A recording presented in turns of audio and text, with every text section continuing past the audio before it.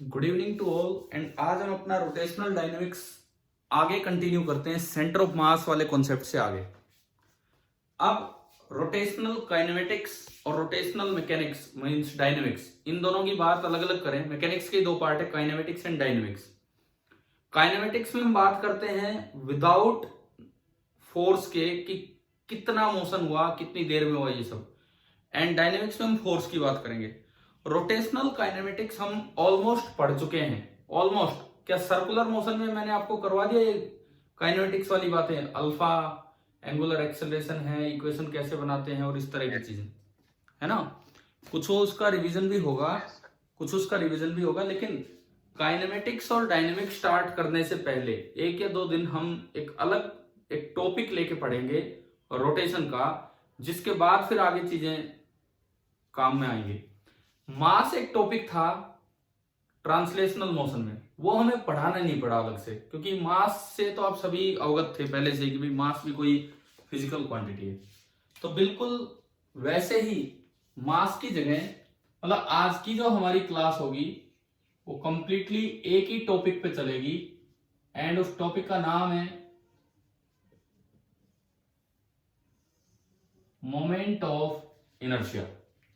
ये एक physical quantity है, दिख नहीं रहा था, एक सेकंड रुको सर, बोर्ड पूरा नहीं आ रहा। एक मिनट अभी ठीक है। Moment of inertia and symbol इसका होता है आई।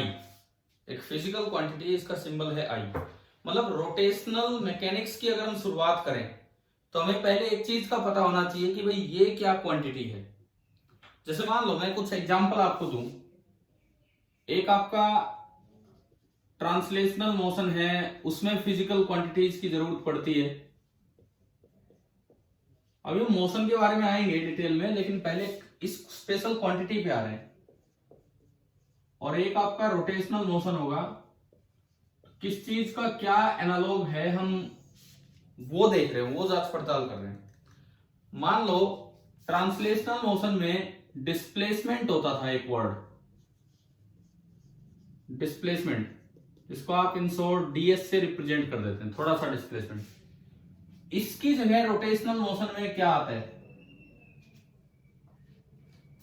इस डिस्प्लेसमेंट की जगह यहां पे आता है एंगुलर डिस्प्लेसमेंट, जिसको हम डी थीटा तो एक वेक्टर था, आपको बताया था ना कि छोटा एंगुलर डिस्प्लेसमेंट तो एक वेक्टर होता है, ठीक है।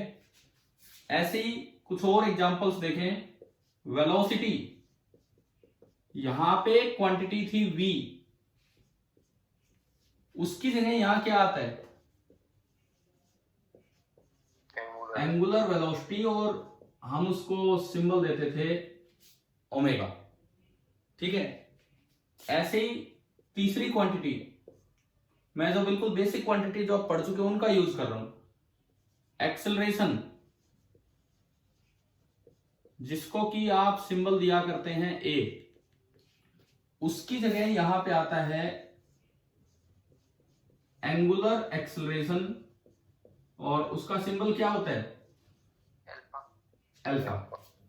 तो इवन जब रोटेशनल काइनेमेटिक्स की बात होगी, जो हम सर्कुलर की काइनेमेटिक्स में पढ़ चुके हैं, उनमें इन चीजों का ही यूज होता है, उधर वाली चीजों का। अब कुछ नई क्वांटिटीज की जरूरत यहां पड़ेगी। जैसे चौथी चीज, हम एक टर्म यूज करते थे लीनियर मोमेंटम। लीनियर मोशन में, ट्रांसलेशनल मोशन में सिंबल उसका होता है P, तो उसकी जगह यहां पे आ जाएगा एंगुलर मोमेंटम, सिंबल उसका होगा L। हम एक टर्म यूज करते आए हैं लीनियर मोशन में फोर्स, उसकी जगह यहां पे आ जाएगा टॉर्क। मतलब ये सारी चीजें ट्रांसलेशन के लिए हैं, तो ये सारी चीजें इनका इक्विवेलेंट है रोटेशन में। तो मैं फिलहाल तो एक लास्ट क्वांटिटी लिख रहा हूं।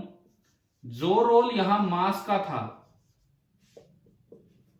वो रोल यहां किसका होता है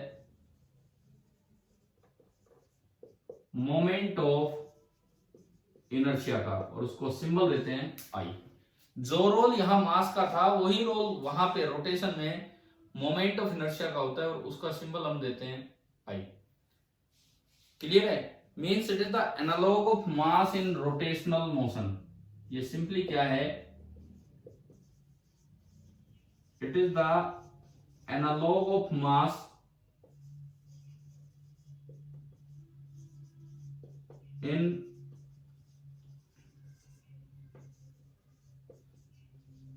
रोटेशनल मोशन। रोटेशनल मोशन में मास की जगह ये आ जाएगा। जैसे फॉर एग्जांपल हम एक दो क्वांटिटी से ये यूज करना सीखें।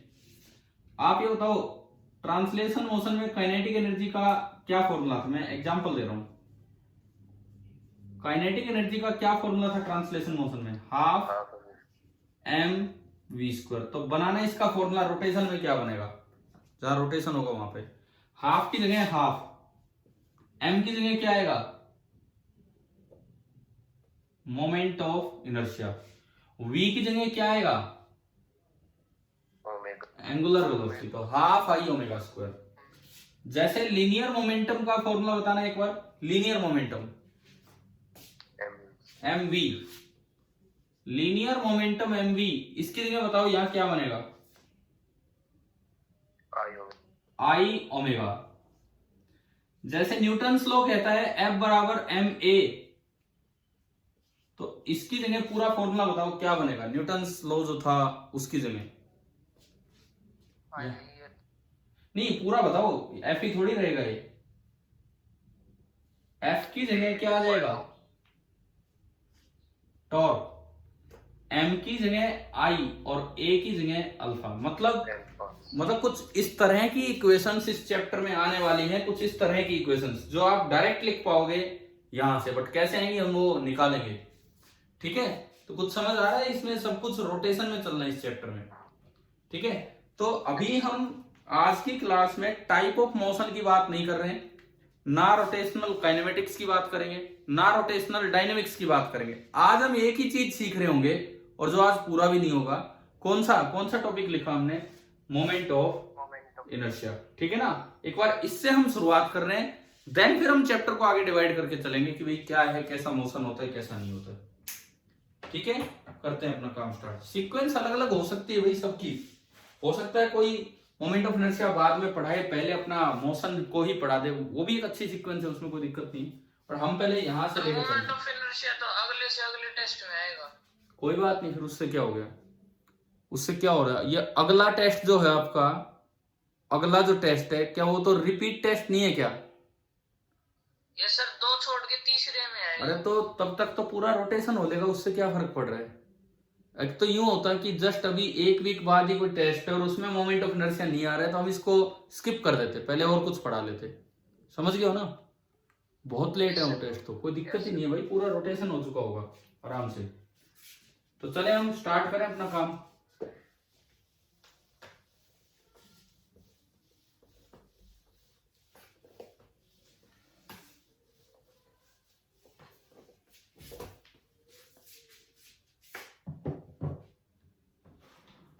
देखो, मोमेंट ऑफ इनर्शिया हमें बताता क्या है? जैसे इसको क्यों नाम दिया गया मोमेंट ऑफ इनर्शिया? अगर खाली वर्ड इनर्शिया यूज करें, खाली वर्ड में इनर्शिया यूज करूं, तो इसका क्या मतलब था? किस बॉडी का इनर्शिया ज्यादा होता है? जिसका मास ज्यादा हो या जिसका मास कम हो? किस बॉडी का इनर्शिया ज्यादा होता है बताओ? जिसका मास ज्यादा हो या जिसका मास कम हो? हाँ, यानी कि मास से आपको इनर्शिया का पता लगता था। इनर्शिया मतलब वो बॉडी अपने मोशन को कितना मेंटेन कर पा रही है, कितना नहीं, ये है। तो मोमेंट ऑफ इनर्शिया एक ऐसी क्वांटिटी है जो आपको बताएगी कि ability of a body to oppose any change in rotational motion about an axis. ये जो क्वांटिटी है, it tells us about the ability of a body to oppose any change in its rotational motion, to oppose any change in its rotational motion about an axis. जैसे inertia बताता है ability of a body to oppose any change in its simple motion, तो ये rotational motion में कितना change कर पा रही हो बॉडी, किसी भी कितने चेंज को अपोज कर पा रही हो बॉडी, इस क्वांटिटी को हम बोलते हैं मोमेंट ऑफ इनर्शिया। जैसे फॉर एग्जांपल एक बॉडी है, एक दूसरी बॉडी है, दोनों घूम रही है, एक को रोक पाना आसान है और एक को रोक पाना मुश्किल है। मान लो ए को रोक पाना आसान है और बी को रोक पाना मुश्किल है, तो किसका मोमेंट ऑफ इनर्शिया ज्यादा है? बी। वो अपोज कर रही है, वो चेंज नहीं होने दे रही है, तो बी का मोमेंट ऑफ इनर्शिया ज्यादा हो जाएगा। तो ये एक क्वांटिटी है जिसे हम बोल देते हैं मोमेंट ऑफ इनर्शिया। अब हम शुरुआत इस तरीके से कर रहे हैं, देखो ये जो हमारा चैप्टर है बड़ा अच्छा चैप्टर है, किस तरह से आगे बढ़ेगा। सबसे पहले एक बेसिक सी क्वांटिटी पे हम आए मोमेंट ऑफ इनर्शिया, फिर हम टाइप्स ऑफ मोशन पे चलेंगे, क्योंकि ये होने के बाद अब कहीं भी इसका यूज कर पाएंगे हम। टाइप्स ऑफ मोशन के बाद फिर हम रोटेशनल काइनेमेटिक्स, जो पढ़ा हुआ सा काम है वो एक बार रिपीट होगा। देन धीरे धीरे और क्वांटिटीज आएंगी, एंगुलर मोमेंटम आएगा, देन टॉर्क आएगा और पूरी रोटेशनल डायनेमिक्स आगे चलती रहेगी। पहले प्योर रोटेशन होगा एंड देन उसके बाद कंबाइंड रोटेशन एंड ट्रांसलेशन, दोनों चीजें साथ साथ चलेंगी। तो इस तरह से ये चैप्टर आगे बढ़ना है, ठीक है। और जब तक आपके टेस्ट वेस्ट होंगे, जो उस सीरीज के टेस्ट हैं, तो तब तक तो ये सारा हो ही चुका होगा आराम से। अभी तो काफी टाइम है बीच में। चलिए देखते हैं तो मोमेंट ऑफ इनर्शिया कैसे डिफाइन किया गया है, इसको कैलकुलेट कैसे करते हैं। तो सबसे पहली बात, पहले हम लेके चल रहे हैं कि moment of inertia of A discrete particle system, एक ऐसा n पार्टिकल सिस्टम है जिसमें दूर दूर पार्टिकल्स हैं। एक n पार्टिकल सिस्टम है जिसमें दूर दूर पार्टिकल्स हैं, तो उसमें हम देख रहे हैं कि भाई मोमेंट ऑफ इनर्शिया कैसे निकालें। सपोज ये कोई प्लेट है और मैं कहता हूं कि कंटिन्यूअस प्लेट नहीं है, इसमें दूर दूर पार्टिकल्स हैं और एक इसका एक्सिस ऑफ रोटेशन है, एक इसका है एक्सिस ऑफ रोटेशन। इसके अबाउट ये प्लेट घूम रही है विद एंगुलर वेलोसिटी ओमेगा, और हमने माना कि इसके अंदर n पार्टिकल्स हैं। ये कोई पहला पार्टिकल है m1, इसका रेडियस है r1, ऐसे m2 r2, एक मैंने दिखा दिया लास्ट वाला पार्टिकल, ये mn है और इसका रेडियस है rn। ये आपने माना n particle system, this is a n particle system. अब मान लो ये घुमा रखा है और आप इसकी काइनेटिक एनर्जी लिखना चाहते हैं, तो यूं बताओ, ये फिक्स्ड एक्सिस है, ये जो एक्सिस है ये एक फिक्स्ड एक्सिस है, इसके अबाउट ये सिस्टम घूम रहा है, तो बताओ m1 मास की वेलोसिटी क्या होगी इस समय। इस समय m1 मास की वेलोसिटी क्या होगी? Omega into r1। m1 मास एक अपने सर्कल में घूम रहा होगा, m1 मास एक r1 रेडियस के सर्कल में घूमेगा, समझ गए हो, इस एक्सिस के अबाउट।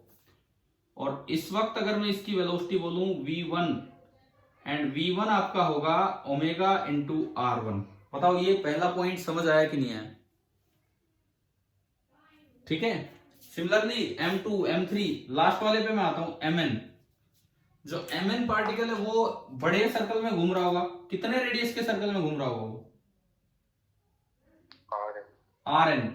तो जो उसकी वेलोसिटी होगी ज्यादा होगी vn। ओमेगा सबका सेम होगा लेकिन वेलोसिटी बड़े वाले की ज्यादा होगी जिसका रेडियस बड़े, vn ओमेगा इंटू rn। अब देखो मैं लिखता हूं इस सिस्टम की kinetic energy, simply kinetic energy. जैसे आप रोटेशन की तरह मत देखो, आप एक एक पार्टिकल को देखो, एक एक पार्टिकल को। तो पहले पार्टिकल की काइनेटिक एनर्जी है हाफ m1 v1 स्क्वायर, दूसरे की होगी हाफ m2 v2 स्क्वायर, आखिरी पे जब आप जाएंगे तो उसकी एनर्जी होगी हाफ mn vn स्क्वायर। हो गया भाई ये? ठीक है। मैं वैल्यूज पुट करूं, हाफ ऑफ m1 तो m1 है, v1 की जगह में लिख सकता हूं ओमेगा इंटू r1, 2 को छोड़ो, ऐसे ही चलता रहेगा। और लास्ट वाला आपने लिखा half mn omega into Rn का स्क्वायर। इन सब में से देखो एक तो हाफ कॉमन आ रहा है और एक दूसरी साइड ओमेगा स्क्वायर कॉमन आ रहा है, तो बचा क्या अंदर? m1 r1 square plus m2 r2 square continued up to mn rn square. बताइए क्या काइनेटिक एनर्जी लिखना आ गया यहां तक, इस सिस्टम की काइनेटिक एनर्जी? ठीक है। अब ये तो एक रोटेशनल, ये एक रोटेशनल मोशन है, ट्रांसलेशनल मोशन नहीं है, रोटेशनल मोशन है। तो अगर मैं रोटेशन में काइनेटिक एनर्जी लिखता तो आप इसको कंपेयर कर सकते हैं हाफ आई ओमेगा स्क्वायर से। तो आप बताओ कि आपको मोमेंट ऑफ इनर्शिया मिल रहा है कि नहीं, कि क्या एक्सप्रेशन होना चाहिए मोमेंट ऑफ इनर्शिया का। अगर मैं इसको स्टैंडर्ड फॉर्मूला जो हमने अभी बताया इक्विवेलेंट मान के कि भाई omega is the equivalent for velocity, तो मास की जगह जो भी आना चाहिए ये फैक्टर आ रहा है, तो ये होना चाहिए मोमेंट ऑफ इनर्शिया। तो मेरे पास आई का एक्सप्रेशन आ गया। It means moment of inertia आया निकल के m1 r1 square plus m2 r2 square continued up to mn rn square. ये आपका मोमेंट ऑफ इनर्शिया बन गया, general formula for N particle system. In short अगर इसे लिखना हो, इन शॉर्ट, तो ऐसे लिख सकते हैं summation M I R I square and I की वैल्यू 1 to n। बताओ मोमेंट ऑफ इनर्शिया कैसे लिखना है डिस्क्रीट पार्टिकल सिस्टम में, क्या ये समझ आ गया है कि नहीं? ठीक है। ये ना लगभग एक ऐसी चीज है जैसे सेंटर ऑफ मास था डिस्क्रीट पार्टिकल सिस्टम के लिए, m1 x1 plus m2 x2 plus mn xn divided by m1 plus m2 plus mn। तो एक बार फॉर्मूला हमें मिल गया डिस्क्रीट पार्टिकल सिस्टम के लिए, फिर बाद में औरों के लिए भी निकालते रहेंगे, मतलब कंटिन्यूअस के लिए भी निकालेंगे। अच्छा यहां से ही बताओ एसआई यूनिट क्या होगी मोमेंट ऑफ इनर्शिया की? एसआई यूनिट, इसका डायमेंशनल फॉर्मूला, इसकी एसआई यूनिट क्या बनेगी?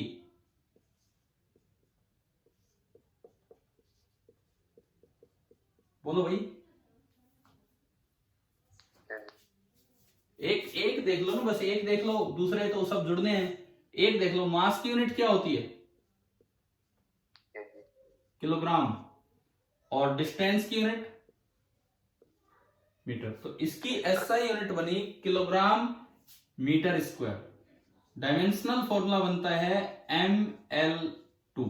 बस, क्या ये दोनों बातें समझ में आ गई मोमेंट ऑफ इनर्शिया के बारे में? Yes sir. ठीक है। अब देखिए, जैसे एक क्वेश्चन में लेता हूं और उसमें ये भी देख रहे होंगे कि भाई कैसे मोमेंट ऑफ इनर्शिया क्या हमें बता रहा होता है।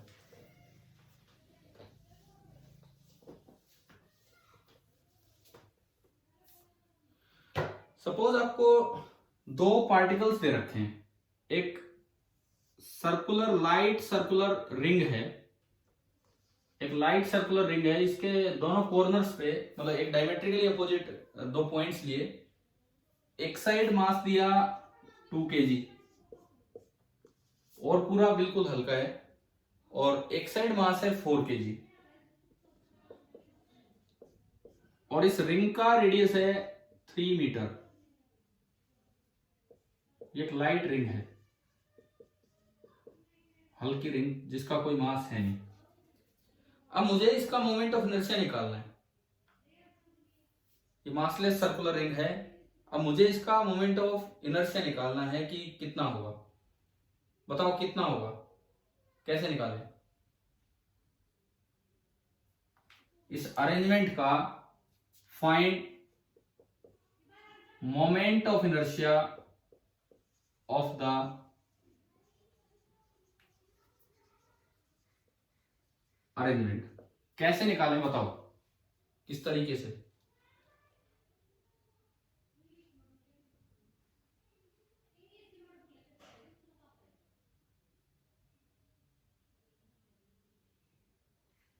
एक बार ये बताओ शुरुआत कैसे करूं मैं? क्या कहीं कोई एक्सिस दिख रहा है, एक्सिस ऑफ रोटेशन? क्या इस सवाल में कहीं आपको एक्सिस ऑफ रोटेशन नजर आ रहा है कि नहीं? नहीं आ रहा। इसका मतलब ये क्वेश्चन अधूरा है। जब तक आपको एक्सिस ना दिया जाए आपको नहीं पता कि क्या मोमेंट ऑफ इनर्शिया है। तो मुझे इसमें जरूर एक्सिस देना चाहिए कि एक्सिस कितना है कितना नहीं है। सपोज एक बार बोला कि भाई ये एक्सिस है, एक्सिस नंबर 1, और इसके अबाउट ना इस पूरी रिंग को यूं घुमाया जा रहा है इसके चारों तरफ। समझ गए हो कैसे? जैसे मैंने एक रिंग ली और उसके एक एंड पे एक्सिस बना दिया और वो रिंग चारों तरफ यूं घूम रही है उसी एंड के अबाउट। क्लियर है कि नहीं? यानी कि 2 kg तो फिक्स है, 2 kg तो फिक्स है और बाकी पूरा घूमता रहेगा। तो बताओ I1 कितना होगा इस एक्सिस के अबाउट? अब बताओ।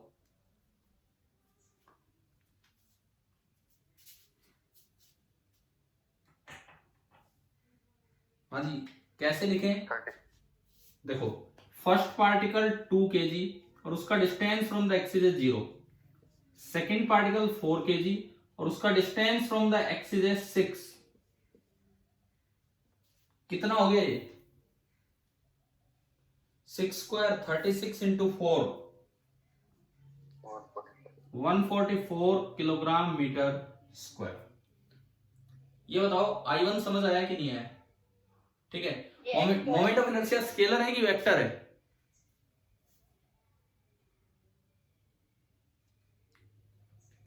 इसकी कोई डायरेक्शन नहीं होती है, ये सिंपली एक नंबर है। तो स्केलर है कि वेक्टर है? स्केलर। अच्छा, कुछ लोग बोलते हैं, कुछ बुक्स बोलते हैं कि टेंसर है। यार टेंसर ना तो हम कहीं यूज करते हैं वर्ड +1 +2 में। टेंसर क्या है नहीं पता होता है। टेंसर मतलब आप लोगों को नहीं पता होता है। असल में ये बोलना तो गलत होता है कि ये क्वांटिटी एक टेंसर है। टेंसर एक रिप्रेजेंटेशन का तरीका होता है। Even a scalar is a tensor, even a vector is a tensor. वो रैंक्स ऑफ टेंसर होती है, उनके अकॉर्डिंग डिसाइड होता है। तो इन बातों पे मत जाना। कोई लिखते कि भाई ये क्वांटिटी जो ना स्केलर है ना वेक्टर वो टेंसर है, ऐसा कुछ नहीं होता है। टेंसर एक मेथड ऑफ रिप्रेजेंटेशन है। मैट्रिक्स फॉर्म अलग तरीके से चलता है, तो वो हमें नहीं जानना, वो 12th तक नहीं है सिलेबस में। तो ये एक स्केलर क्वांटिटी, ये आप ध्यान रखना। ठीक है, I1 ये निकल के आया। अब मान लो मैं एक्सिस चेंज कर दूं और एक्सिस यहां से पास करा दूं, यहां से 2। अब बताओ I2 कितना होगा? I2 4 into 0 square plus 2 into 6 square. I2 कितना हो गया? 72 किलोग्राम मीटर स्क्वायर। ये तो अब अगर मैं इन दोनों रोटेशंस को कंपेयर करूं, एक बार मैं एक्सिस 1 के अबाउट रोटेट करूं और एक बार इसको एक्सिस 2 के अबाउट रोटेट करूं, कौन सा रोटेशन आसान है मेरे लिए? दोनों रेस्ट पे थे, रेस्ट पे था। एक बार मुझे बोला गया इस एक्सिस के अबाउट घुमा के देखो और एक बार बोला गया उस एक्सिस के। किसको घुमाना आसान है और किसको घुमाना मुश्किल है? रेस्ट से। मोमेंट ऑफ इनर्शिया शो करता है ability to oppose any change in rotation. दोनों रेस्ट पे थे, दोनों रेस्ट पे थे। किस एक्सिस के अबाउट घुमाने में ज्यादा अपोजिशन होगा बताओ? I1 ज्यादा है। इसका मतलब मुझे उस एक्सिस के अबाउट घुमाने में ज्यादा जोर पड़ेगा, क्योंकि यार वो तो 2 kg का ही था, या 4 kg मास को आप घुमा रहे हो। और जब इस एक्सिस के अबाउट घुमाओगे तो 4 kg पे तो कुछ करना ही नहीं, आपको फोर्स किस पे लगाना पड़ेगा? 2 kg वाले पे। तो उसको घुमाना आसान रहेगा। तो मोमेंट ऑफ इनर्शिया कैसे कैलकुलेट करते हैं? इवन आप एक नया एक्सिस भी ले सकते थे। हो सकता है ऐसा हो कि रिंग अपने सेंट्रल एक्सिस के अबाउट घुमाई जाए। सपोज ये एक्सिस नंबर 3 है, यहां से पास हो रहा है। I3 कितना होगा? अब अगर मैं इसमें I3 लिखूं तो I3 कितना होगा? 2 into 3 square plus 4 into 3 square. समझ गए हो कैसे लिखा है? कोई डायरेक्शन का रोल ही नहीं है, सीधा नंबर ऐड करने हैं बस। ये है, कितना आ रहा है बताओ? 54 किलोग्राम मीटर स्क्वायर। इन तीनों में सबसे कम तो यह है, यानी कि सेंटर के अबाउट घुमाना सबसे आसान था। ठीक है, सेंटर के अबाउट घुमाना सबसे आसान था। अब एक चीज और मैं आपको दिखाता हूं इसमें। आप ये बताओ इसका सेंटर मास कहां है? इस 2 kg और 4 kg का सेंटर मास किधर होगा? kg। 4 की तरफ होगा ना, 4 भारी है, 4 की तरफ होगा। एक बार अंदाजा बता ही दो कि कितनी दूर होगा। 3 और 3 6 मीटर दूर है। सेंटर ऑफ मास बड़े की तरफ होता है। इनवर्स रेशियो ऑफ मास में आप बोल सकते हो, नहीं तो आप एक्सिस से लेके चलो। ये 0 0 ये 6 0। मान लो मैं इसको नाम दूं एक्स एक्सिस, इसको नाम दूं ओरिजिन, तो इसके कोऑर्डिनेट 0 0, इसके कोऑर्डिनेट 6 0। एक बार एक्सियम निकाल दो, axiom m1 into x1 2 into 0 plus m2 into x2 4 into 6 divided by m1 plus m2 2 plus 6 8, 2 plus 6 आपका आ गया 2 प्लस 4 सॉरी 2 प्लस 4 6। तो ये 6 से 6 गया, यानी कि एक्सियम कितना निकल के आ रहा है 4 मीटर आ गया। इसका मतलब जो इसका सेंटर ऑफ मास है वो 3 से भी और एक आगे यहां है। ये इसका सेंटर ऑफ मास है और ये 1 मीटर और आगे है। अब मैंने एक एक्सिस यहां से पास किया, सपोज मैं इसको एक्सिस नंबर 4 बोल रहा हूं, एक्सिस नंबर 4। अब आप बताओ अगर मैं सेंटर ऑफ मास के अबाउट घुमाऊं तो I4 कितना होगा, I4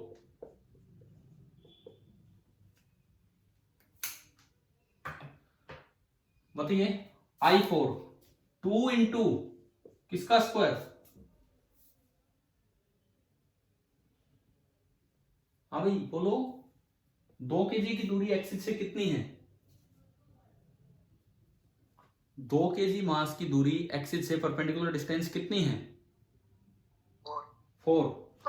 तो 2 इंटू 4 स्क्वायर प्लस 4 इंटू इसकी डिस्टेंस बोलिए कितनी है, ये 2, 2 का स्क्वायर बताओ कितना है, 16 2 48, ये आया 48 केजी मीटर स्क्वायर। अब आप ये बताओ, मैंने 4 एक्सिस लिए, एक के अबाउट आया 144, सबसे मुश्किल है इसके अबाउट घुमाना, या घूम रहा हो तो रोकना चेंज करना। एक में आया 72, एक में आया 54 और इसमें आया 48। मिनिमम किस केस में आ रहा है, मिनिमम आई किस केस में आ रहा है, I4 में आया ना, जो सेंटर ऑफ मास से पास हो रहा है। अब आप इनके पैरेलल चाहे और कोई भी एक्सिस लेके देख लो, इनके पैरेलल और कोई भी एक्सिस लेके देख लो, 48 से बड़ा ही आएगा, 48 से छोटा एक भी नहीं आएगा। ये आप अपने आप ट्राई कर सकते हो। तो मुझे यहां से एक रिजल्ट मिल रहा है, बताओगे क्या रिजल्ट मैं दिखाना चाह रहा हूं आपको इस केस में। हाँ जी बताओ क्या रिजल्ट हमें नजर आ रहा है इस केस में।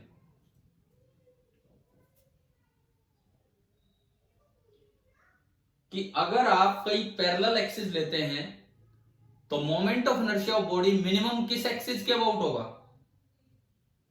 जो कहां से पास हो रहा हो, सेंटर ऑफ मास से। तो ये हमारा एक इंपॉर्टेंट रिजल्ट है। ये आगे थ्योरम्स आएंगे उनमें प्रूव भी हो जाएगी, ये बात अपने आप प्रूव हो जाएगी। मैं लिख देता हूं यहां पे, ये चीज आप याद रखें, ये चीज एक रिजल्ट की तरह। Of all the parallel axes, क्या स्पेलिंग होगी एक्सिस की, बताओ एक्सिस की क्या, ना ना AXIS नहीं, AXES। IS तब होता है, सिंगुलर होता है IS। IS का मतलब होता है एक एक्सिस, यहां कई पैरेलल एक्सिस की बात कर रहा हूं तो उसका प्लूरल होता है ये। Of all the parallel axes, the moment of inertia of a body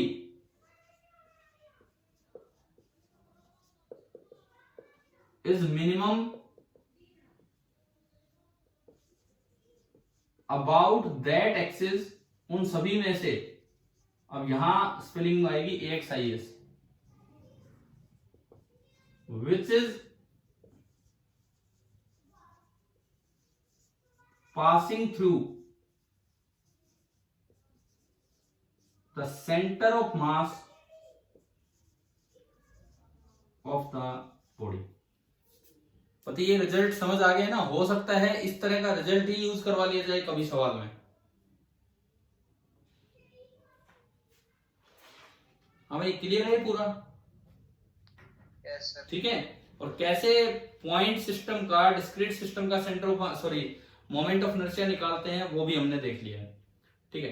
अब यहां पे कंटिन्यूअस पे जाने से पहले एक टर्म आती है रेडियस ऑफ जायरेशन। उसका क्या मतलब होता है? जायरेशन एक वर्ड है that is related to simply mechanics. Mechanical चीजों को रिप्रेजेंट करने के लिए एक वर्ड यूज किया जाता है जायरेशन। तो देखो यहां पे मैं हेडिंग डालता हूं,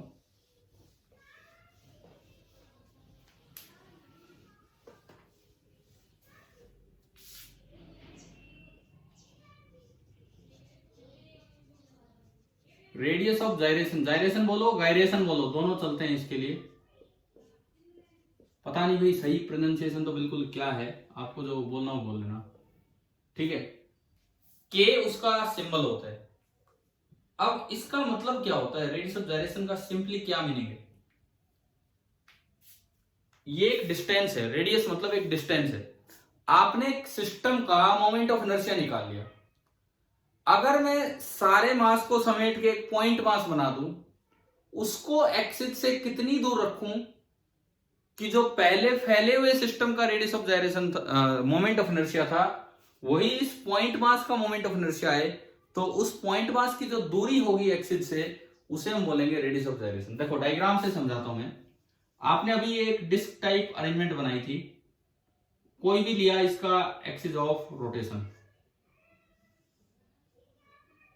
ये एक एक्सिस ऑफ रोटेशन है इस तरह से। आपने इसमें 3-4 पार्टिकल्स माने अलग अलग। सपोज एक पार्टिकल है m1, इसकी दूरी यहां से है r1।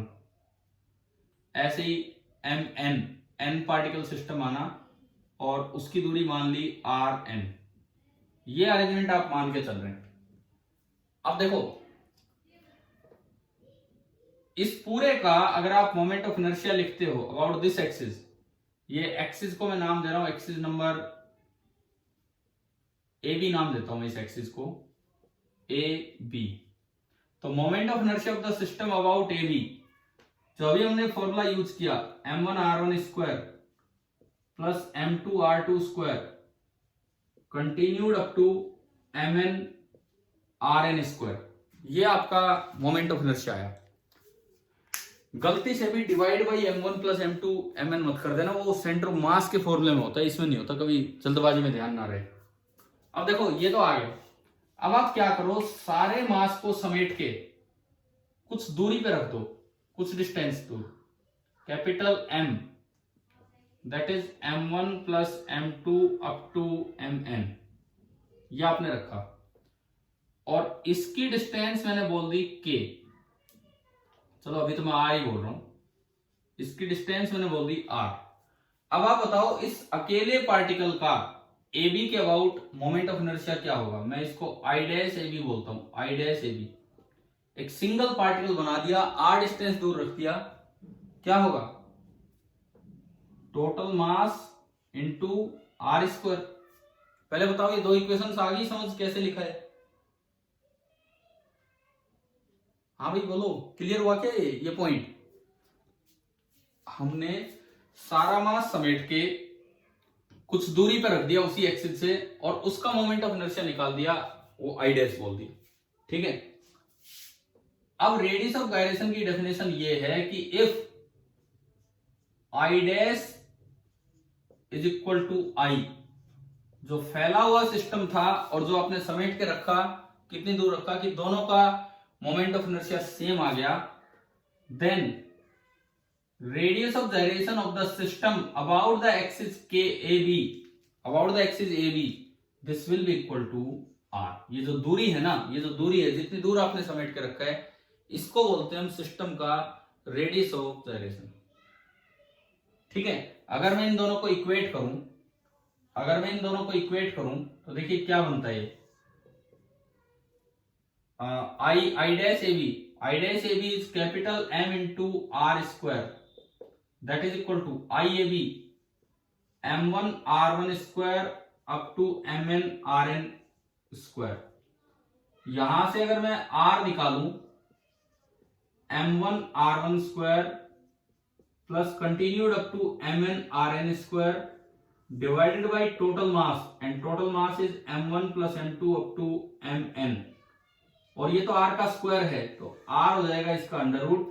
और अगर आपने इन दोनों को इक्वेट किया है तो r ही है रेडियस ऑफ गायरेशन, तो इस एक्सिस के अबाउट k का फॉर्मूला आ गया, इस एक्सिस के about under root m1 r1 square plus plus up to mn rn square and divided by total mass यानी कि m1 plus m2 up to mn। ये आपका n पार्टिकल सिस्टम के लिए रेडियस ऑफ गायरेशन निकल के आ गया। इन जनरल k का फॉर्मूला ये है कि किसी भी एक्सिस के अबाउट अगर आपको k निकालना है, under root i about ab divided by m total, ये आपका k का फॉर्मूला आ गया। ये यही है, देखो i अबाउट ab तो ये ऊपर लिखा हुआ m1 r1 square m2 r2 square ये, एंड डिवाइडेड बाई नीचे है m टोटल। तो हमें ये फॉर्मूला तो अपना ध्यान रखना है रेडियस ऑफ गायरेशन का। अभी बताओ क्या समझ में आ गया कि नहीं आया? हाँ भाई बताओ, क्लियर है कि नहीं ये? ठीक है, तो इसकी यूनिट बताओ, रेडियस ऑफ गायरेशन की एसआई यूनिट क्या होगी?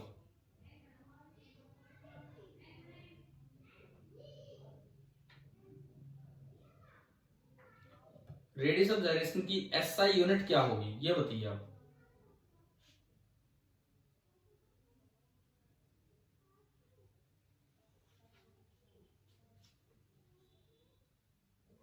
भाई बड़ा टाइम लगा रहे हो, बताओ। मीटर, डिस्टेंस है ये। अरे इनके चक्करों में क्यों जा रहे हो? देखो kilogram metre square upon kilogram, kilogram से किलोग्राम कटा, मीटर स्क्वायर का अंडर रूट मीटर ही आएगा। आप तो वैसे देखो ना, ये एक डिस्टेंस है, ये एक डिस्टेंस है, तो इसकी एसआई यूनिट मीटर है और इसका डायमेंशनल फॉर्मूला केवल एल होगा। SI unit metre and dimensional formula L. गलती से भी इसमें किलोग्राम मीटर स्क्वायर मत करिए ना रेडियस ऑफ गायरेशन की यूनिट। ठीक है, चलिए हम आगे बढ़े। ये टर्म आगे होगी, आपको समझ में क्या है? मैं लिख देता हूं यहां, आप लिख लीजिए कि SI unit of K that is 1 metre, dimensional formula of K that is only length, ये है। ठीक है, आगे बढ़ते हैं।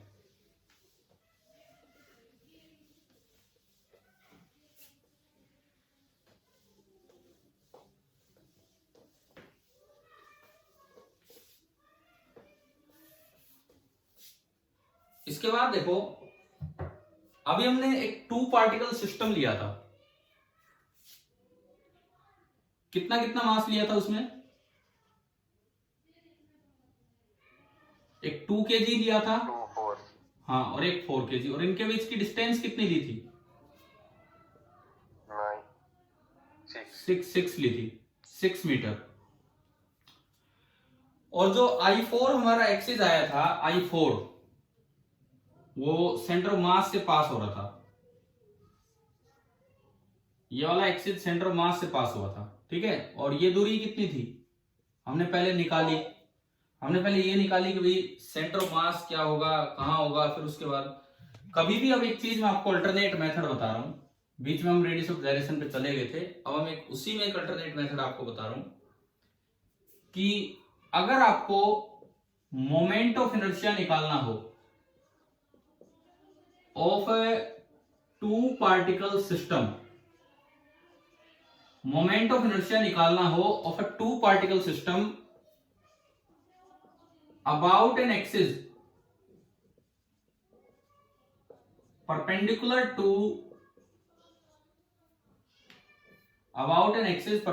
to the line joining them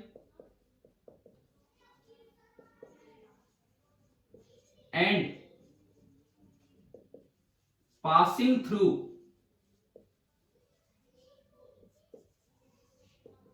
their center of mass। यही तो सवाल था I4 के लिए। और उसके लिए पहले तो मैंने निकाला इसका सेंटर ऑफ मास, इसको ओरिजिन माना, इसको 60, फिर m1 x1 m2 x2 formula लगाया। उसके बाद मैंने ये तरीका अपनाया। इसका एक दूसरा तरीका सुनो, आप क्या करो, पहले रिड्यूस्ड मास निकाल लो। मान लो इन दोनों के बीच की दूरी है r, टोटल डिस्टेंस है r, मैं रेडियस ऑफ जाइरेशन की बात नहीं कर रहा हूं, मैं टोटल डिस्टेंस की बात कर रहा हूं। तो ये जो सेंटर ऑफ मास के अबाउट मोमेंट ऑफ इनर्शिया होगा, आप इसका डायरेक्ट फॉर्मूला लगा सकते हो म्यू इंटू आर स्क्वायर। वो दो काम बच जाएंगे, पहले सेंटर ऑफ मास लोकेट करना होगा, फिर उससे अलग अलग डिस्टेंस। अब आप डायरेक्ट फॉर्मूला लगाओ। रिड्यूस्ड मास क्या होता था टू पार्टिकल सिस्टम का? हाँ, तो इस सिस्टम का होगा m1 2 m2 4 upon m1 plus m2 into R. R कोई रेडियस ऑफ जाइरेशन नहीं है, आर तो टोटल डिस्टेंस है। टोटल डिस्टेंस कितनी है इनके बीच की? 6 का स्क्वायर। एक 6 से 6 गया, 8 इंटू 6, बताओ कितना आ गया? 48 किलोग्राम मीटर स्क्वायर। क्या उस तरीके से भी 48 ही आंसर आया था कि नहीं? तो जल्दी आंसर किससे आ जाएगा? अगर मुझे सेंटर ऑफ मास के अबाउट निकालना है, उसमें तो दो काम करने पड़े ना। पहले सेंटर ऑफ मास लोकेट किया। अगर टू पार्टिकल सिस्टम का moment of inertia centre of मास वाले एक्सिस के अबाउट निकालना हो, जो उनके लाइन के परपेंडिकुलर हो, तो आप एक डायरेक्ट फॉर्मूला यूज कर सकते हैं, म्यू इंटू आर स्क्वायर। बताओ समझ आ गया? Yes sir. ठीक है, एक बार देखते हैं कि ये ऐसे कैसे। भाई डायरेक्ट ठीक है, डायरेक्ट आपने कर लिया, बट इसको थोड़ा प्रूव भी करते हैं विदाउट वैल्यूज। विदाउट वैल्यूज देखिए, suppose this is m1 and let this be m2 and total distance is r। ये कोई 6 मीटर 4 मीटर नहीं है। तो हम एक बार इस चीज का प्रूफ देखते हैं कि ये I बराबर म्यू आर स्क्वायर कैसे आया।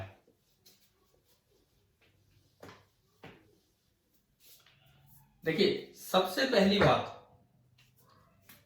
आपने सेंटर ऑफ मास लोकेट किया, उसके लिए इसे ओरिजिन माना, इसके कोऑर्डिनेट 0 0 किए, ये एक्स एक्सिस माना और ये वाई एक्सिस माना, और इसके कोऑर्डिनेट हो गए r0। फिर आपने ये निकाला एक्सीएम। एक्सीएम आया m1 into x1 plus m2 into x2 divided by m1 plus m2।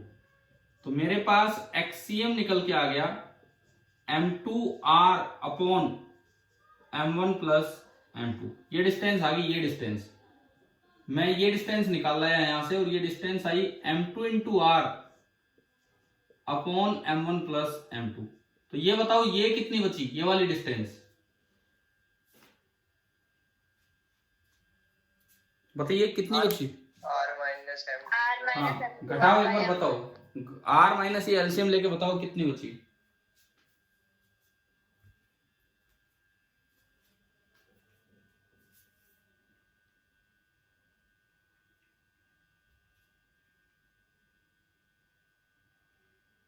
m1r upon m1 plus.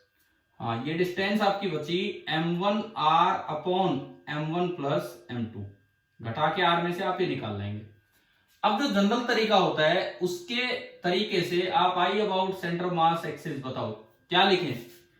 m1 into इसकी डिस्टेंस का स्क्वायर, और इसकी डिस्टेंस है m2r upon m1 plus m2 का स्क्वायर, प्लस m2 इंटू इसकी डिस्टेंस का square, and ये distance है m1r अपॉन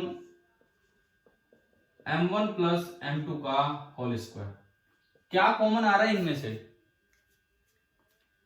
देखो, एक m1 कॉमन आ रहा है, एक m2 कॉमन आ रहा है, एक r स्क्वायर कॉमन आ रहा है, और एक m1 प्लस m2 का होल स्क्वायर कॉमन आ रहा है।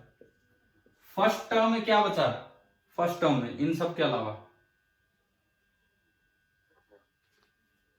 बताओ, इन सब ओनली m2 क्योंकि उसका स्क्वायर था, और सेकेंड टर्म में क्या बचा? Only m1।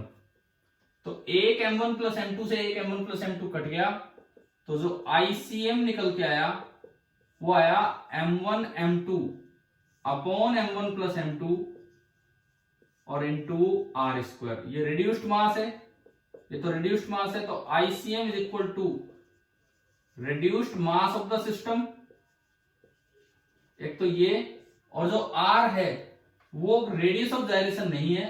ये मैंने वहां ना बता के अब इसलिए बताया, बीच में रेडियस ऑफ जाइरेशन इसीलिए बताया क्योंकि अक्सर ये पहले बता के जब रेडियस ऑफ जाइरेशन पढ़ाते हैं तो कई बार बच्चा यहाँ पे r रेडियस ऑफ जाइरेशन पुट कर जाता है, जबकि ये r है टोटल सेपरेशन। उन दोनों के बीच की जो भी टोटल सेपरेशन थी उसका स्क्वायर। तो और ये होगा minimum radius, minimum moment of inertia about all the parallel axis. जितने भी पैरेलल एक्सिस बनाओगे उन सब में ये minimum radius of moment of inertia होगा। अभी आप बताओ क्या यहां तक क्या ये पॉइंट समझ आ गया है कि नहीं? Yes sir. ठीक है, देखिए अभी तक हम इस मोमेंट ऑफ इनर्शिया में केवल पॉइंट मासेज पे गए हैं, पॉइंट मास पे गए, फिर उसके बाद सेंटर ऑफ मास वाला कॉन्सेप्ट लिया, फिर उसके बाद पैरेलल एक्सिस के अबाउट जो होगा उनमें मिनिमम किस में है, फिर सेंटर ऑफ मास का किसी एक के अबाउट निकालना, सेंटर ऑफ मास के अबाउट तो म्यू वाले तरीके से हमने निकाल लिया। अब ये मिनिमम वाला कॉन्सेप्ट कभी यूज हो सकता है भाई सवाल में। आपको ये ध्यान है ना कि मैक्सिमम मिनिमा भी एक चीज होती है डिफरेंशिएशन में, है ना। मे बी कोई भी क्वेश्चन में आप थोड़ा दिमाग में रखना कि ये पॉइंट यूज करवाया जा सकता है किसी भी सवाल में। अभी मैं नहीं ले रहा हूं, आपको मैं क्वेश्चन दूंगा ऐसा करने के लिए, लेकिन किसी भी क्वेश्चन में इस तरह से यूज किया जा सकता है कि आई का फॉर्मूला दे रखा हो इन टर्म्स ऑफ एक्स और पूछा हो सेंटर ऑफ मास की पोजीशन बताओ, तो आपको डी बाई डी एक्स कितना कर देना है भाई, आई दे दिया in terms of x, x यहां से पास होगा तो आई इतना, एक्स यहां से पास होगा इतना, एक्स इतने से पास होगा एक्सिस तो आई इतना, और फिर पूछ लिया कि मोमेंट ऑफ इनर्शिया के तो एक्स के अलग अलग वैल्यू से दे दिए वैल्यू एक्सप्रेशन। अब पूछे कि भाई बताओ सेंटर ऑफ मास की पोजीशन क्या है, तो सेंटर ऑफ मास से जब पास होगा उस वक्त आई मिनिमम होगा, और मिनिमम पे डिफरेंशिएशन कितना होता है, मिनिमम पे डिफरेंशिएशन कितना होता है, जीरो। तो वहां पे आप D I by D x को जीरो कर देंगे, और D I by D x zero करके जो भी एक्स आएगा वो सेंटर ऑफ मास की पोजीशन हो जाएगी। समझ में आया ना ये क्या पॉइंट बताया हमने यहाँ पे? Yes sir. ठीक है, चलिए अब चलते हैं इसमें डिस्क्रीट पार्टिकल सिस्टम के बाद अब कंटिन्यूअस मासेज की तरफ, क्योंकि मोस्ट ऑफ द सिस्टम तो कंटिन्यूअस मास ही होते हैं। आपने सेंटर ऑफ मास भी जब निकाला, सेंटर ऑफ मास भी जब निकाला तो पहले डिस्क्रीट पार्टिकल के लिए स्टार्ट किया था, और उसके बाद आप आगे थे कंटिन्यूअस मासेज की तरफ। उन कंटिन्यूअस मासेज में अलग अलग एक्सिस के अबाउट जब जाएंगे तो वहां पे ना दो थ्योरम्स होती हैं, और आपको वो थ्योरम पढ़नी होती है विदाउट प्रूफ। उनके प्रूफ ग्रेजुएशन में आते हैं, लिखा रहता है आपके सिलेबस में बड़ा क्लियर कि theorems on moment of inertia दो थ्योरम होती है, parallel axis theorem and perpendicular axis theorem, और आपको दोनों थ्योरम्स पढ़नी होती हैं विदाउट प्रूफ। तो कंटिन्यूअस मास वाले मोमेंट ऑफ इनर्शिया पे जाने से पहले हम उन थ्योरम्स पे आएंगे, क्योंकि कंटिन्यूअस मासेज में उनका यूज कर रहे होंगे, उन थ्योरम्स का हम यूज करेंगे। ठीक है, तो हमारा नेक्स्ट जो टॉपिक होगा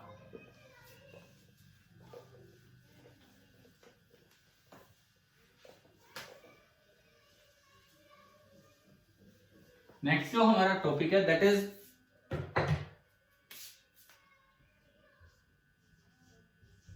two theorems, moment of inertia की दो थ्योरम। अब इसमें जो पहली थ्योरम है उसको नाम दे देते हैं हम parallel axis theorem. First theorem is parallel axis theorem.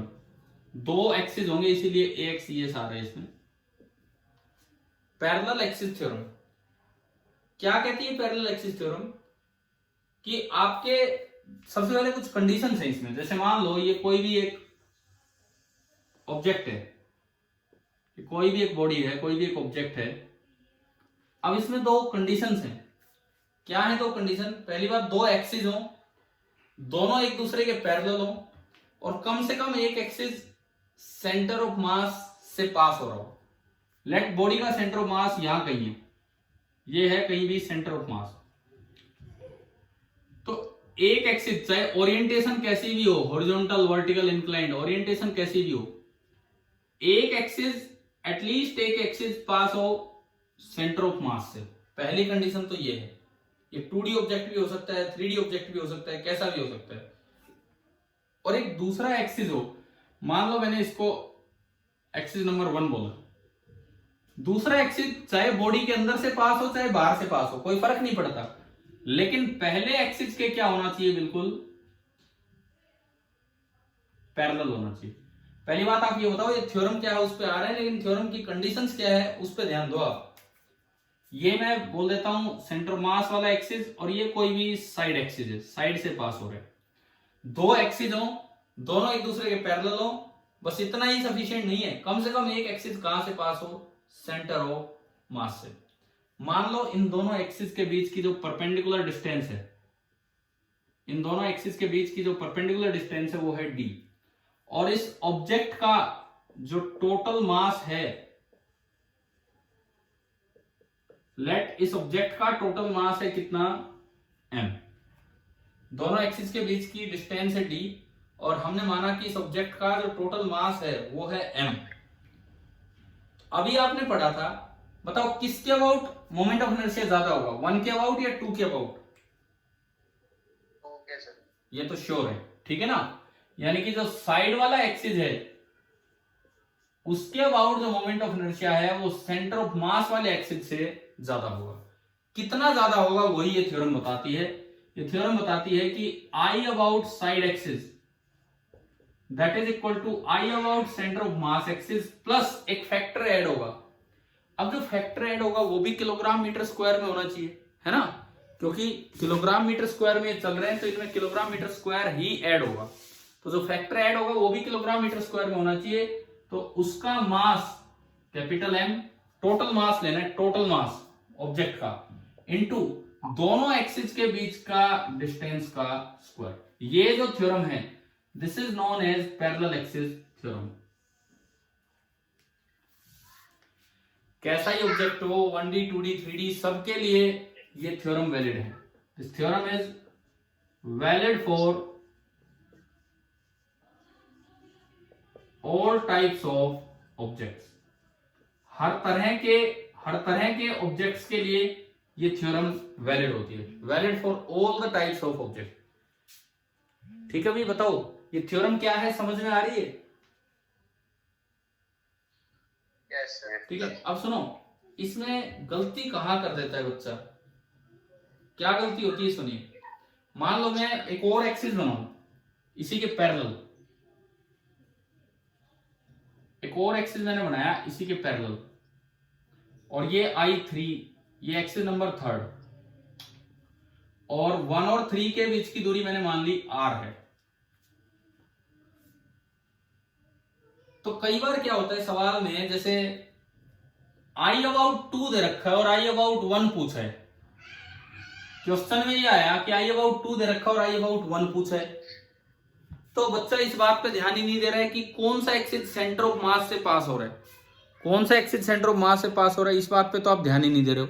आपने तो बस एक चीज सीख ली कि एक का अबाउट पता हो तो प्लस मास इंटू रेडियस का स्क्वायर, डिस्टेंस का स्क्वायर। मान लो I2 गिवन है तो स्टूडेंट निकाल के आ रहा है कि I1 होगा बराबर I2 plus total mass into इनके बीच की डिस्टेंस का स्क्वायर। बताओ ये इक्वेशन सही है कि गलत है?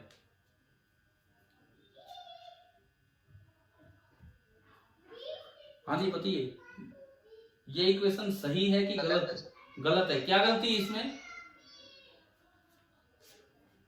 क्या गलती है बताओ? ये प्लस की जगह क्या आएगा, प्लस की जगह क्या आएगा, माइनस। समझ गए हो कि नहीं? देखो मैं आपको एक कॉमन मिस्टेक बता रहा हूं जो अक्सर बच्चे करते हैं, गलती फर्स्ट टाइम जब ये यूज करते हैं ये चीजें, वो सीधा ये लगाते हैं कि दो पैरेलल एक्सिस होनी चाहिए, एक के अबाउट पता हो तो दूसरे के अबाउट क्या करना है, plus m into D square करना है। पहले आप ये देखो कि कौन सा सेंटर ऑफ मास से पास हो रहा है और फिर उसके अबाउट ये करना है। क्या ये इक्वेशन गलत है, ये समझ में आ गया कि नहीं आपको? ठीक है, एक और गलती सुनो। मान लो I2 गिवन है और I3 पूछा जाए, I2 गिवन है तो I3 पूछा जाए, डायरेक्ट लिखते हैं I3 बराबर I2 plus m into distance, distance है d प्लस r का स्क्वायर। इसमें बताओ क्या गलती है, क्यों गलत है ये इक्वेशन?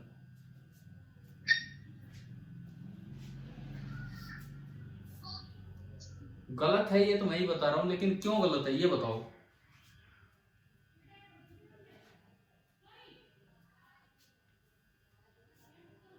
क्या सही है? क्या आप बता दो, चलो सही है ये इक्वेशन?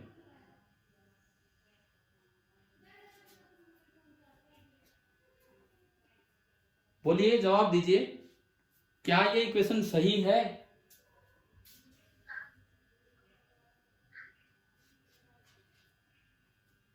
बोलो, मैं वेट कर रहा हूं आपका। क्या ये इक्वेशन सही है?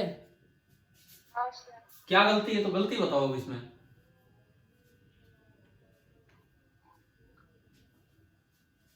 क्या तो माइनस नहीं, माइनस भी क्यों आएगा? माइनस भी क्यों आएगा? क्या 2 और 3 में से कोई भी एक्सिस सेंटर ऑफ मास से पास हो रहा है? तो फिर आप ये इक्वेशन लगा ही कैसे सकते हो? समझ गए हो ना? अब आप इतनी देर होगी, गलती भी नहीं पकड़ में आ रही, इट मींस ये गलती हो सकती थी, किसी भी क्वेश्चन में ये गलती हम कर सकते थे।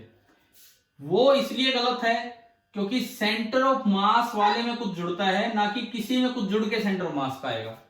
ये इसलिए गलत है क्योंकि एक भी एक्सिस सेंटर ऑफ मास से पास नहीं हो रहा।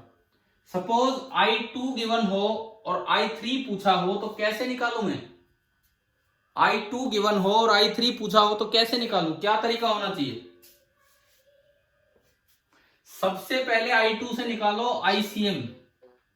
सबसे पहले I2 से निकालो ICM। देखो तरीका सुनो, मान लो मैं यहां लिखता हूं, सपोज I2 आपको दे रखा है एंड आपसे I3 पूछा गया है कि भाई I3 बताओ कितना होगा। I2 दे रखा है और I3 पूछा है, ये था। तो सबसे पहला काम I2 से निकालो ICM, और ICM कैसे निकलेगा? I2 में कुछ जुड़ेगा नहीं, I2 में कुछ घटेगा।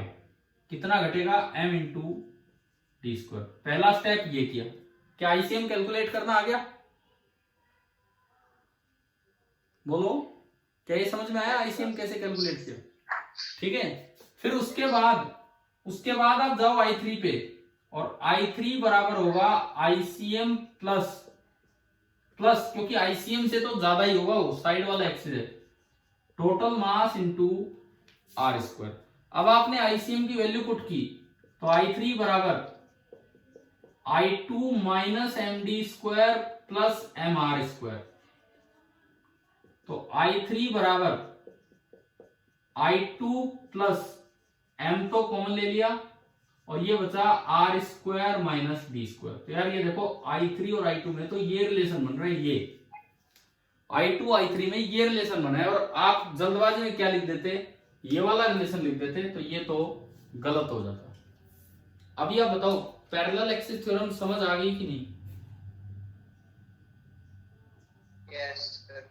ठीक है, क्लियर है ना? क्या गलतियां हो सकती थी वो भी मैंने आपको बताया, क्लियर हो गया होगा शायद, है ना? अब कंटिन्यूअस मासेज में इसका कैसे यूज होगा वो मैं उस चीज का मैं आपको आइडिया देता हूं। कंटिन्यूअस मास वाले जो हम क्वेश्चंस लेंगे उसका मैं आइडिया देता हूं कि भाई किस तरह से ये पैरेलल एक्सिस थ्योरम यूज होनी है। पहली बात, ये केवल 2D ऑब्जेक्ट के लिए नहीं, इवन 3D के लिए भी वैलिड है, valid for all types of object, ये दिमाग में रखना। अब इस पे सवाल कैसे वहां पे बनेगा जब हम कंटिन्यूअस के फॉर्मूले लेंगे, डिराइव करेंगे, उसके बाद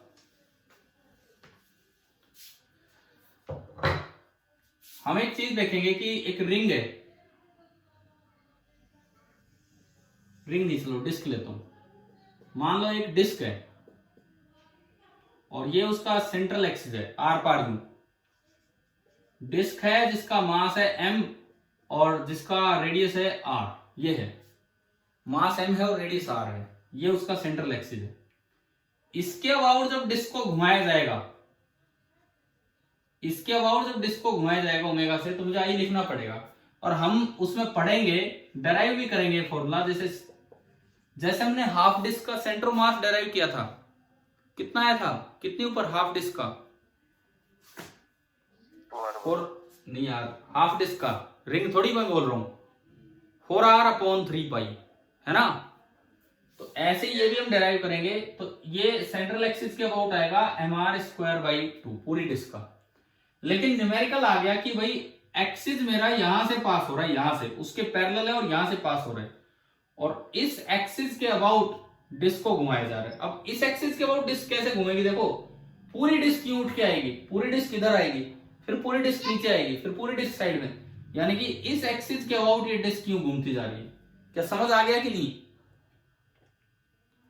ये एक एक्सिस है और इसके अबाउट डिस्क को घुमाया जा रहा है, तो पूरी डिस्क इसके बाहर बाहर बाहर बाहर यूं घूमती रहेगी। बताओ समझ में आया कि नहीं आया, कैसे घुमाया गया? Yes sir. ठीक है, तो मुझे ये आई काम नहीं देगा। हम तो प्रूफ में ये कर लेंगे कंटिन्यूअस मैसेज में, ये काम नहीं देगा। मुझे तो क्वेश्चन में इसके अबाउट आई लिखना होगा, तो वहां पे मुझे जरूरत पड़ेगी पैरेलल एक्सिस थ्योरम की। कैसे? ये एक्सिस तो सेंटर ऑफ मास से पास हो रहा है और इन साइड वाला एक्सिस यहां से पास हो रहा है, दोनों के बीच की दूरी कितनी है? R, radius. तो इसके अबाउट जो आप आई लिखोगे उस क्वेश्चन के लिए, आई अबाउट साइड एक्सिस, बताओ सेंटर ऑफ मास में कुछ ऐड करना है कि सब्ट्रैक्ट करना है? ऐड करना है कि सब्ट्रैक्ट करना है इसमें कुछ? हाँ जी, सेंटर ऑफ मास वाले एक्सिस में कुछ ऐड करें कि कुछ सब्ट्रैक्ट करें? अरे अगर साइड वाला निकालना चाहते हो तो सेंटर ऑफ मास वाले मोमेंट ऑफ इनर्शिया में कुछ ऐड होगा कि कुछ सब्ट्रैक्ट होगा? ऐड होगा। तो आई अबाउट सेंटर ऑफ मास वो तो हम डेराइव करेंगे mr²/2 plus total mass m into distance का स्क्वायर, तो r²। तो ये आपका बन जाएगा 3/2 mr²। समझ में आया पैरेलल एक्सिस थ्योरम कैसे यूज होगी? ठीक है, खाली डिस्क के लिए ही नहीं, इवन स्फीयर के लिए भी यूज हो सकती है। खाली डिस्क के लिए ही नहीं, स्फीयर के लिए भी ये यूज हो सकती है पूरी। वो हम देखेंगे जब हम ये फॉर्मूले डेराइव कर लेंगे, कुछ फॉर्मूले याद कर लेंगे, तब जाके हम इन चीजों को समझेंगे, तब जाके वहां देखेंगे। ठीक है, अभी नहीं। क्लियर है ना ये पॉइंट, ये जो मैंने अभी बताया? अब देखो, ये थी आपकी पैरेलल एक्सिस थ्योरम।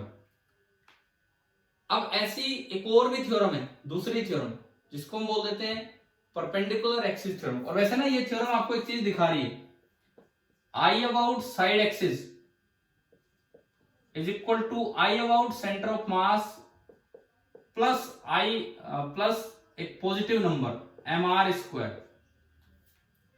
तो आप ये बताओ, मैंने अगर 5 एक्सिस ले लिए, पांचों पैरेलल हैं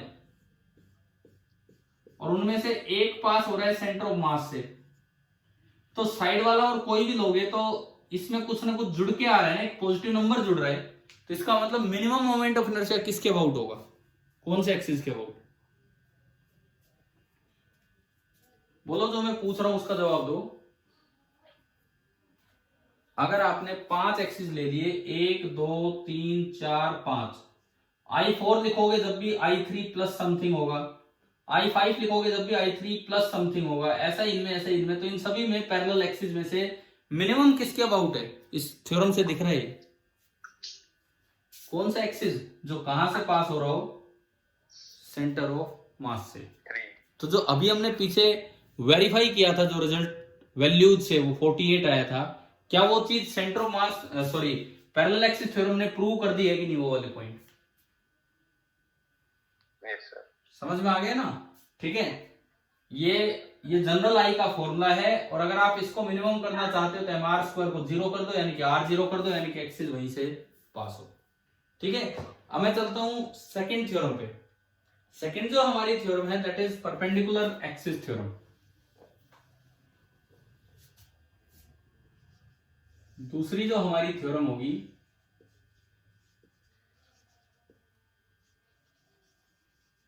that is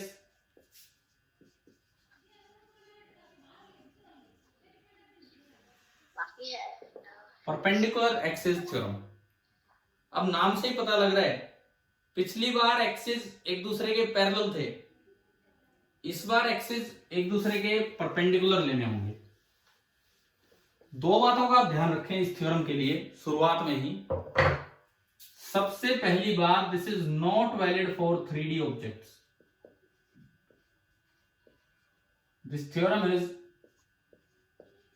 not valid for 3D objects. 3 dimensional objects के लिए, जैसे स्फीयर, डिस्क के लिए वैलिड होगी, लेकिन स्फीयर के लिए वैलिड नहीं होगी। दूसरी बात, no need of centre of mass. पिछली थ्योरम में कम से कम एक एक्सिस कहां से पास होना चाहिए था? पैरेलल एक्सिस थ्योरम के लिए कम से कम एक एक्सिस कहां से पास हो? सेंटर ऑफ मास से। इस बार मुझे सेंटर ऑफ मास लोकेट करने की ही जरूरत नहीं है। क्या है ये थ्योरम, अब सुनिए। सपोज ये कोई एक प्लेन लेमिना है, लेमिना मतलब 2D object, this is a plane lamina 2D object. माना मैंने कि this is lying in XY plane, XY plane में मैंने एक 2D ऑब्जेक्ट मान लिया। देखो ये कहीं बोला गया है कि ये X एक्सिस है और ये बोल दिया Y एक्सिस, और ये ऑब्जेक्ट किसी प्लेन में है, XY प्लेन में है। अब आप क्या करो, ये दोनों एक्सिस एक दूसरे के परपेंडिकुलर हैं।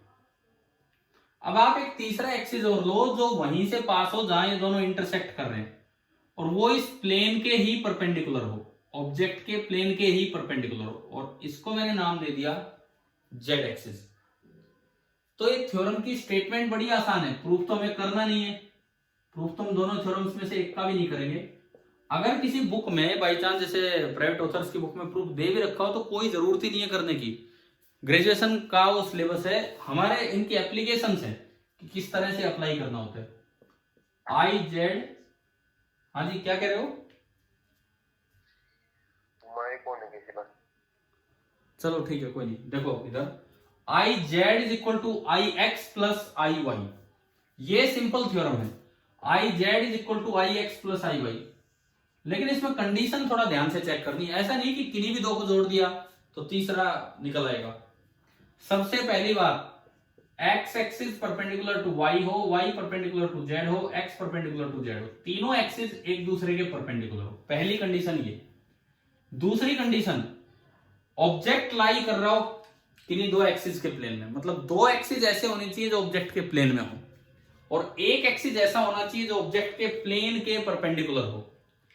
तीसरी बात, वो प्लेन के परपेंडिकुलर एक्सिस यूं नहीं कि कहीं से भी पास हो रहे हैं, प्लेन के जो परपेंडिकुलर एक्सिस है वो कहीं से भी नहीं, कहां से पास होना चाहिए, जहां वो दोनों एक्सिस ऑब्जेक्ट के प्लेन में इंटरसेक्ट कर रहे हैं, वहीं से तीसरा एक्सिस पास हो। एक सिंगल पॉइंट पे तीनों मिलने चाहिए, एक सिंगल पॉइंट पे, ऐसा ना हो दो यहां मिल रहे हैं कहीं से पास हो रहे हैं, ठीक है। तो जाके तो जो ऑब्जेक्ट के प्लेन के परपेंडिकुलर है उस एक्सिस के अबाउट मोमेंट ऑफ इनर्शिया जो होगा, that will be the sum of other two moments of inertia. अब आप ये बताओ, क्या इस थ्योरम में कहीं सेंटर ऑफ मास का यूज आया है? कहीं भी हमने बोला है कि सेंटर ऑफ मास कहां होना चाहिए, कहां नहीं? ठीक है, तो ये ध्यान रखना, सेंटर ऑफ मास का यूज नहीं है, पर एक जरूरी कंडीशन कि ऑब्जेक्ट प्लेनर हो। 3D ऑब्जेक्ट के लिए वैलिड नहीं होगा, ऑब्जेक्ट प्लेनर हो और दो एक्सिस उसके प्लेन में लाई करें और तीसरा एक्सिस उसके परपेंडिकुलर।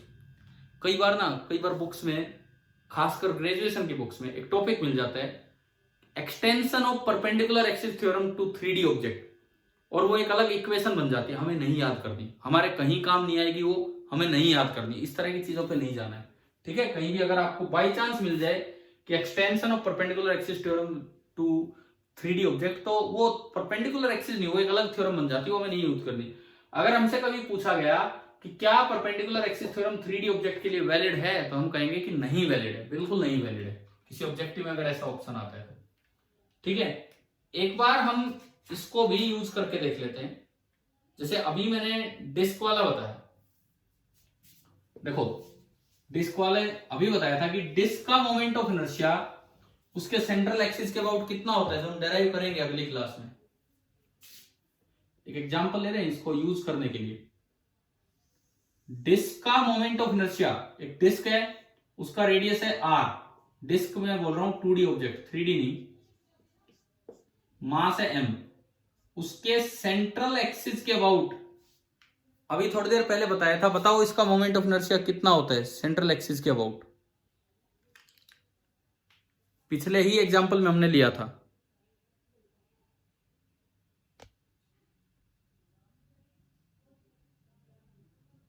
हाँ जी बोलिए, पिछले ही एग्जांपल में हमने लिया था, mr²/2 लिखा था कि नहीं, बताओ। अरे ध्यान है कि नहीं, है ना। लेकिन ये तो एक्सिस इसके प्लेन के परपेंडिकुलर है।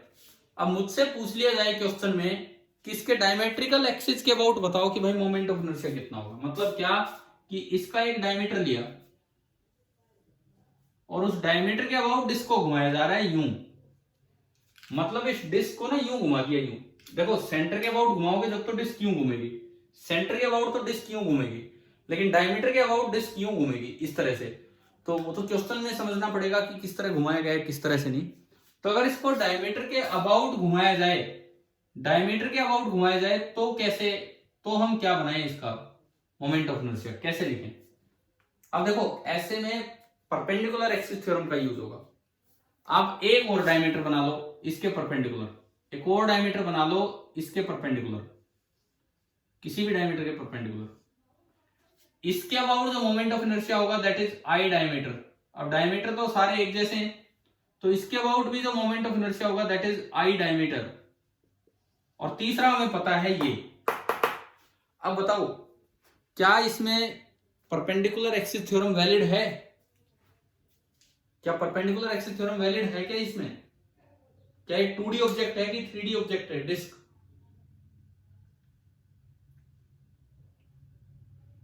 हाँ भी बोलो, डिस्क एक 2D ऑब्जेक्ट है या डिस्क एक 3D ऑब्जेक्ट है,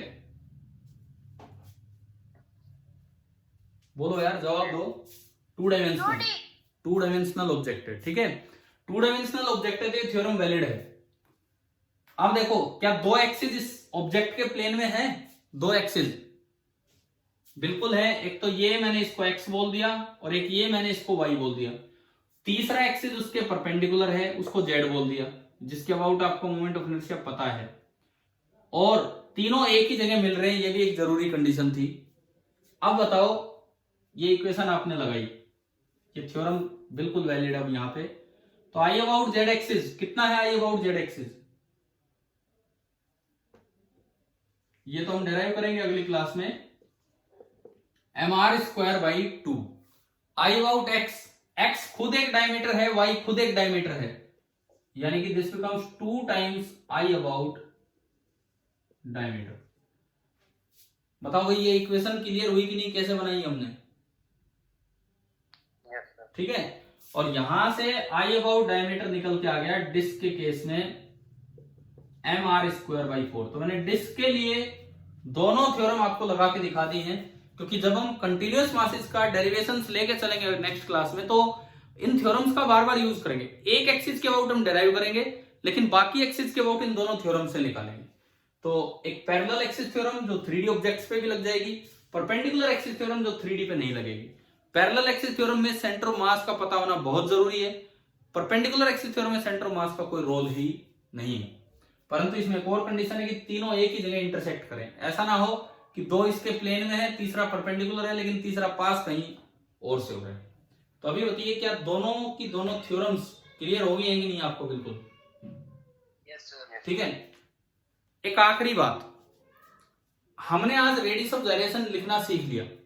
अब ये क्वेश्चन किया, ये अभी डायमीटर के अबाउट डिस्क का ही निकाला, सपोज आपसे के पूछ ले कि इसका डायमेट्रिकल एक्सिस के अबाउट के कितना होगा, इस डिस्क का रेडियस ऑफ जाइरेशन कितना होगा, कैसे निकालें बताओ।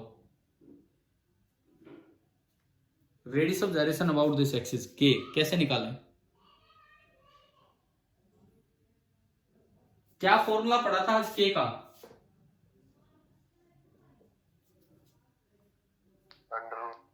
हाँ अंडर रूट, आगे बोलो आई अपॉन एम, ये था ना। तो अगर आपके पास ये आ गया और आपसे पूछे कि के अबाउट डायमीटर बताओ, के अबाउट डायमीटर, तो देखो अंडर रूट एम से एम कटेगा, एम से एम कटेगा और ये बचेगा r²/4 यानी कि r/2 का होल स्क्वायर, यानी कि सिंपली कितना आ गया r/2। कि आप इसके अबाउट से इस पूरी डिस्क को घुमाओ, चाहे सारे मास को समेट के r/2 पे रख दो, दोनों को घुमाने में सेम जोर लगेगा, बिल्कुल इसी तरह से ये दोनों घूमते चलेंगे। तो अभी बताओ कुछ मोमेंट ऑफ इनर्शिया तक की बातें, कुछ यहां तक की चीजें समझ में आई कि नहीं आई, ठीक है। देखिए एक बार अब अगले 5 मिनट आप ध्यान से चीजों को सुने। सबसे पहली बात, सिस्टम ऑफ पार्टिकल यूनिट हमारी चल रही है काफी दिन से, उसमें सेंटर ऑफ मास तक का काम हम पहले खत्म करके आ चुके हैं। Impulse, momentum conservation, variable mass system, कई बुक्स ये भी इसमें ऐड कर लेती, हमने वो पहले पढ़ रखे थे, फिर भी मैंने प्लेलिस्ट में वो लेक्चर डाल दिए। अच्छा उसके बाद अब बात आती है कि प्रॉपर रोटेशन की तरफ हम चले, रोटेशनल रिजिड बॉडी डायनेमिक्स में, तो हम मोशन के तरीकों पे भी आएंगे। लेकिन पहले मैंने आपको सीधा ना एक क्वांटिटी से मिलवाया, मोमेंट ऑफ इनर्शिया से, एक ऐसी चीज जो रोटेशन में मास का इक्विवेलेंट है। कैसे निकाला उसका फॉर्मूला, काइनेटिक एनर्जी के एक्सप्रेशन से कंपेयर करके, वो हमने देखा। और एक बड़ी डायरेक्ट सी चीज है कि एक स्केलर है, कोई कहे टेंसर है, तो टेंसर तो सारी चीजें होती है, स्केलर वेक्टर सब कुछ है, तो उन पे आप मत जाओ, टेंसर वर्ड ही आप मत यूज करो, ये स्केलर क्वांटिटी है, इसकी कोई डायरेक्शन नहीं है। फिर हमने डिस्क्रीट पार्टिकल सिस्टम के लिए आज अलग अलग तरीके से कैलकुलेट किया, उसमें ये सीखा कि चाहे डिस्क्रीट हो चाहे कंटिन्यूअस हो, अगर कई पैरेलल एक्सिस दे रखे हैं तो मिनिमम मोमेंट ऑफ इनर्शिया किस एक्सिस के अबाउट आएगा, किस एक्सिस के अबाउट आएगा, जो कहां से पास हो, सेंटर ऑफ मास से। कई पैरेलल एक्सिस हैं तो उनमें मिनिमम उसके अबाउट आएगा जो सेंटर ऑफ मास से पास हो। फिर उसके बाद सीखा कि अगर टू पार्टिकल सिस्टम है तो उसमें अगर सेंटर ऑफ मास के अबाउट निकालना हो, एक एक्सिस दिया है जो सेंटर ऑफ मास से पास हो रहा है, उन दोनों को ज्वाइन करने वाली लाइन के परपेंडिकुलर है और सेंटर ऑफ मास से पास हो रहा है, तो आपको पहले सेंटर ऑफ मास लोकेट करने की जरूरत नहीं है, क्योंकि फिर वो लंबा पड़ेगा सवाल। डायरेक्ट क्या फॉर्मूला दिया उसका, प्रूव भी किया उस फॉर्मूले का, बताओ। म्यू लिख लो पहले, रिड्यूस्ड मास लिख लो, और फिर उसको टोटल सेपरेशन को, रेडियस ऑफ जायरेशन नहीं, टोटल सेपरेशन वाली डिस्टेंस के स्क्वायर से मल्टीप्लाई कर दो, है ना। आ गया ना वो समझ में, वो वाला पॉइंट,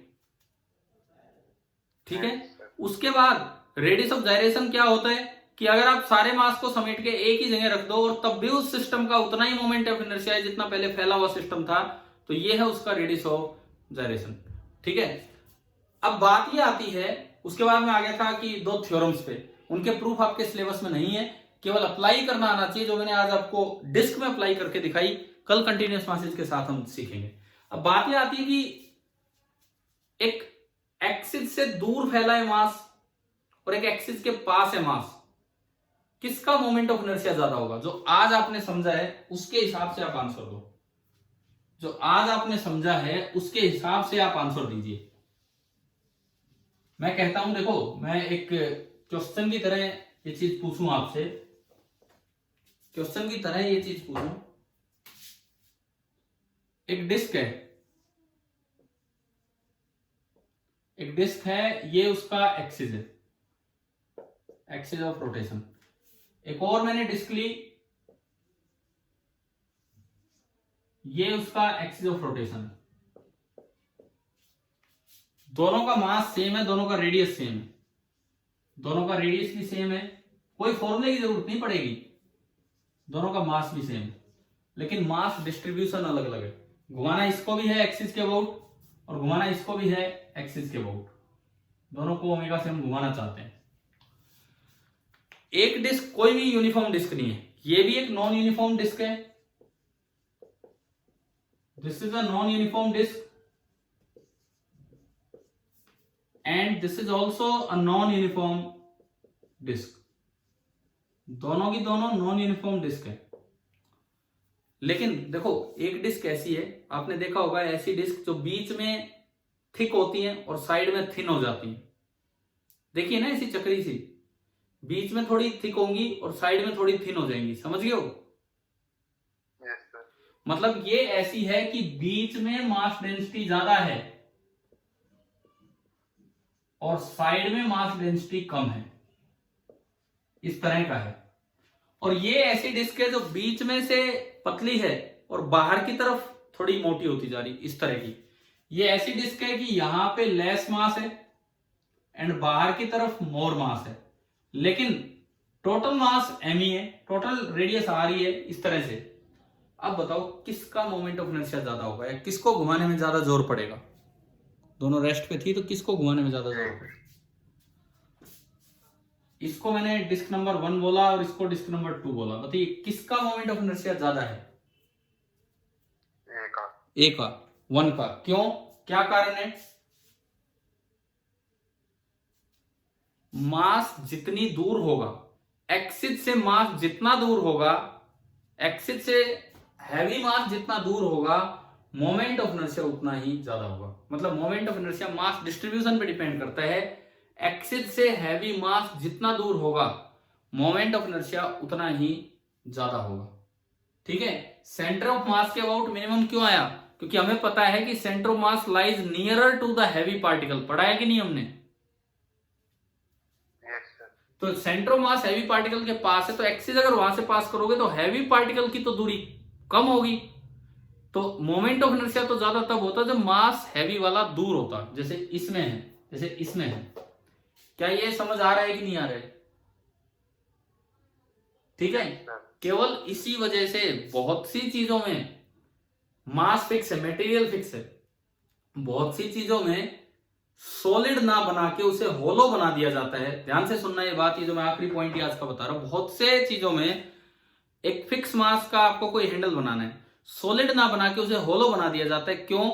ताकि मास सेंट्रल एक्सिस से ज्यादा दूरी पे हो। अगर उतना ही मास, उतना ही मटेरियल सॉलिड बनाने में लगाओगे तो आधा मास तो सेंटर के नजदीक आ जाएगा, एक्सिस के नजदीक आ जाएगा, तो वो इतना मजबूत नहीं रहेगा, उसका मोमेंट ऑफ इनर्शिया कमजोर होगा। आप साइकिल के हैंडल की बात करो, साइकिल के हैंडल देखे हैं आपने? वो होलो होते हैं कि सॉलिड होते हैं? होलो। उसका क्या कारण है?